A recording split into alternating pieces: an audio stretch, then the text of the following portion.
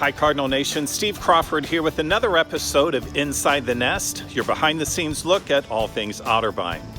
Now we all know that athletics plays an important role for many Otterbein students, and for many alumni it was their defining experience here. But the Otterbein athletic facilities that we know today were not always quite this nice. It took many years, a small fire, and the generosity of many donors to get us where we are today.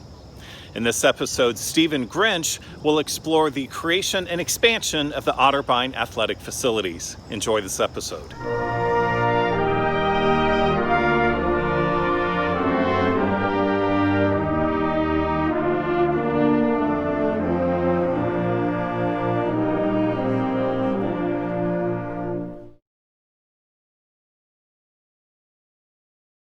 What a magnificent field. What a magnificent stadium we have. Otterbein is very fortunate that Memorial Stadium is one of the crown jewels of campus. But it wasn't always this impressive. Back when football began in the 19th century, we played on the back lawn of Towers Hall. The backyard of Towers Hall served as our football field, baseball field, and as our tennis court for many years. It wasn't until the class of 1911 approached the university and said, for our senior gift, we want to raise money to purchase a tract of land north of campus to be turned into a proper athletic field. We will raise the money for the property, but the school has to pay for grading and turning it into a proper field. The university agreed right away.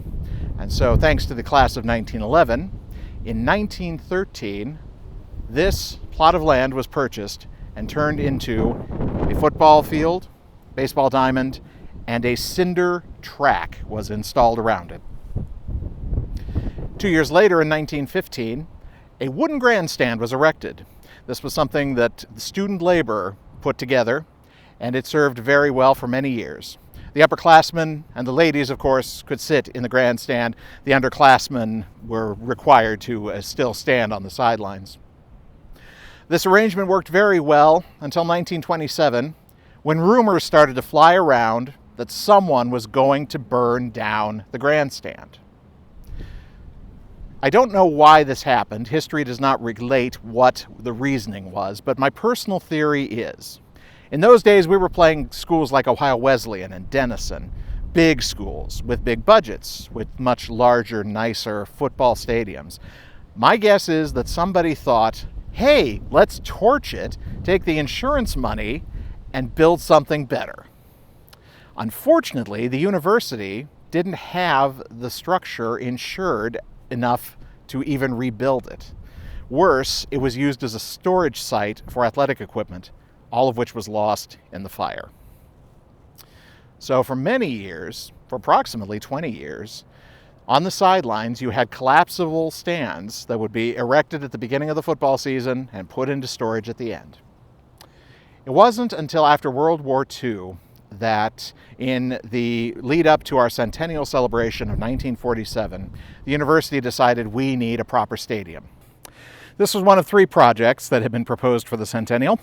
They wanted a new library, which they eventually got, a swimming pool, which sadly we never got, and then a new stadium. The returning vets from World War II took the stadium up as their personal project. They did a lot of the fundraising, they did a lot of raising of the awareness, and so it was decided when the structure was dedicated that it would be called Memorial Stadium in honor of the 13 men and 1 woman from Otterbein who lost their lives serving their country in World War II. Memorial Stadium saw a lot of changes over the years. The O Club will tell you famously about how certain members had to mortgage their homes in order to get the stadium lights to be installed back in the 1950s, but we were among the first of the schools to have the capacity to play a night game. Over the years, we have seen many great games here. We've had a lot of great teams, a lot of great coaches. Starting, though, in the early 2000s, there came a point where it was obvious that the old Memorial Stadium really wasn't up to snuff anymore. One of my favorite Otterbein stories is that those same vets who led the drive for the first Memorial Stadium came back to Otterbein and led the new drive to build a new stadium, once again to be referred to as Memorial Stadium. That would never change. But now we have a state-of-the-art facility. When you look at the track around the field, we have that courtesy of Dorothy McVeigh. That's why it's known as the McVeigh Track. The field itself, which now sports a very fine artificial turf, is known as Dwight C. Ballinger Field in honor of the great Smokey Ballinger, Otterbein alumnus and great proponent of the Otterbein O Club. And the entire facility was named in honor of Dr. Elmer Bud Yost. Dr. Yost is one of those wonderful figures of Otterbein history. He's not a showy figure like a Dick Reynolds or a Coach Tong, but he is the strong backbone that has really kept Otterbein athletics at the forefront of university programs for most of the 20th century.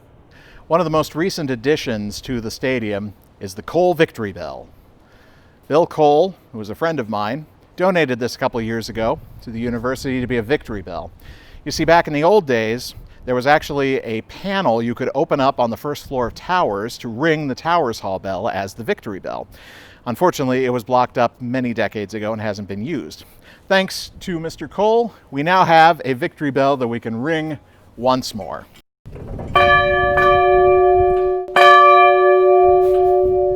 The Reich Center was the first unified athletic facility after the association building was turned into the women's athletic facility back in 1929. In here we of course have our basketball court, we have our weight room, and every year in June, actually these days we have it in April, we have our commencement. This building was made through the generosity of the Reich family of Dayton, Ohio. Those of you who are from the Dayton area will probably remember Reich's department store as well. They were a lot of Otterbein grads, and thanks to them, we have this magnificent structure. Of course, as with everything, we did eventually outgrow it too, and so we had to do a little bit of expanding to the north. The Clements Recreation Center opened in 2002, thanks to a generous grant from the Clements Foundation and a seed gift from the Freeman family. Many of you remember Doc Freeman being the longtime doctor for the football team and a strong presence in the O Club. This really brought our athletic program into the 21st century.